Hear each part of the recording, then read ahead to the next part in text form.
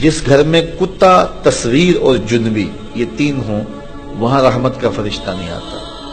کتا ہو، کسی کو غسل کی حاجت ہو اور اس کے باوجود وہ غسل نہ کرے، جنبی، اور تیسرا جو ہے وہ تصویر، جہاں یہ ہوں میرے حضور نے فرمایا وہاں رحمت کا فرشتہ نہیں آتا۔ تو بعض گھروں کے اندر قد آدم کے برابر تصویریں لگی ہوئی ہوتی ہیں تو ظاہر رحمت کا فرشتہ تو وہاں نہیں آئے گا۔ اور پھر یہ تصویر کسی تقدس مآب ہستی کی ہی کیوں نہ ہو تو پھر بھی اس سے گریز کرنے کا کہا گیا ہے۔ اور آج ہمارے گھروں کے اندر سکرین کے اوپر جو تصویریں چل رہی ہوتی ہیں اور جو مختلف چینلز کے اوپر چل رہا ہوتا ہے تو پھر ہم کہتے ہیں کہ پتہ نہیں برکت کہاں اڑ گئی، میاں رحمت کے فرشتے تمہارے گھر میں کبھی آئے ہی نہیں تو پھر برکت کہاں سے آئے؟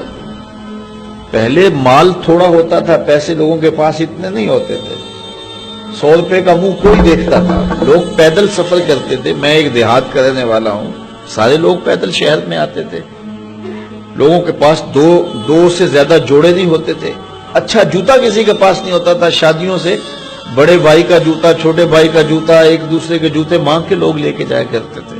سکول کے بچوں کے پاس بہت ساری مائیں تو کچھ کھانے کے لیے دے دیتی تھی کہ یہ دوپہر کو کھا لینا، اور خرچی بھی بڑی معمولی سے ملتی تھی۔ اور آج ہر بچہ 200-300 روپے کا بیلنس روز جو ہے وہ موبائل پہ خرچ کرتا ہے، موٹر سائیکل کا جو ہے وہ تیل الگ خرچ کرتا ہے، اور جو اس کی جیبیں بھری ہوئی ہوتی ہیں، اور اتنا کچھ ہونے کے باوجود برکت نہیں ہے۔ برکت جو ہے وہ پیسوں سے نہیں آتی، جب رحمت کے فرشتے آتے ہیں برکتیں لے کے آتے ہیں۔ اور ہمارے گھروں کے اندر جو قدآور سکرینیں لگی ہوئی ہیں اس سے برکت اڑ گئی ہوئی ہے، اور اس پہ پھر کیا کیا دیکھا جا رہا ہے اور کیا کیا دکھایا جا رہا ہے، تو پورے ملک سے برکت اڑ گئی ہوئی ہے۔ پیسے کی فراوانی کے باوجود برکت باقی نہیں رہی ہے۔ کثرت کچھ چیز نہیں ہے، برکت کچھ چیز ہے۔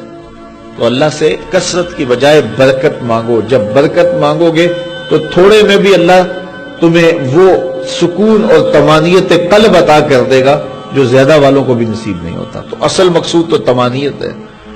تو اپنی اولاد کو جو ہے وہ اپنے عمل کے ساتھ، اپنے رویے کے ساتھ صالحیت کی جانب لے کر کیا جاؤ۔ قرآن مجید کی تلاوت معمول رہے گھر میں، اور 5 گانا نماز کے لیے گھر میں مصلی بچھیں، مائیں بہنیں بیٹیاں گھروں میں مصلی بچھائیں، اور مرد حضرات مسجد کا رخ کریں، تو پھر دیکھنا کہ اس کے اثرات مرتب ہونے لگیں۔